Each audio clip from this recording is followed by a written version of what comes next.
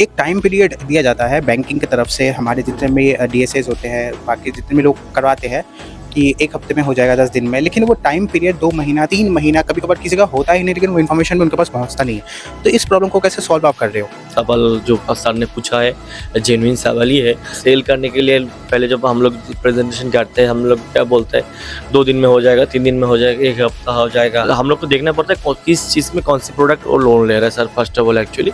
तो कभी कभी बोलते 5 दिन में हो जाएगा, 10 दिन में हो जाएगा, लेकिन इसमें क्या है आपका जो आप तो लोन दे रहे हैं कि हाउसिंग किसी को आप लोन दे रहे हैं, तो किस बेस में दे रहे हैं सर, वो प्रॉपर्टी आप रख रहे हैं, वो पेपर्स रख के आप दे रहे हैं। तो कभी कभी क्या होता है सर, एडवोकेट लोग भी अनअवेलेबल रहते हैं, वो आपका काम नहीं है, वो बैंक का भी काम नहीं है। वो कौन करेगा? वो बैंक का जो डेडिकेटेड एडवोकेट है, जिसका पैनल में नाम है, वो करेगा। बैंक कभी भी लोन देता है, किसी गवर्नमेंट एम्प्लॉय को लोन दे रहा है, वो बोला कि मैं तो गवर्नमेंट एम्प्लॉय हूँ, मेरे को लोन अभी चाहिए, अभी में जाएगा, अभी लोन मिलेगा। अभी पकड़ लीजिए आपके SBI में सैलरी अकाउंट है, आप चले गए ABC दूसरा बैंक में चले गए, लाइक अब HDFC के दूसरे किसी बैंक में आप चले गए, एक्सिस में चले गए।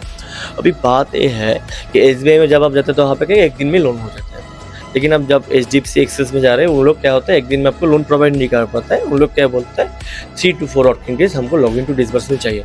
तो ये आपको मतलब देखना पड़ेगा किस लिए टाइम ले रहे हैं एक्चुअली। आपका यहाँ पे सैलरी आता नहीं है, तो अब जो स्टेटमेंट आप देने जा रहे हैं उसका क्या होता है, पहले वेरिफिकेशन होता है एक्चुअली।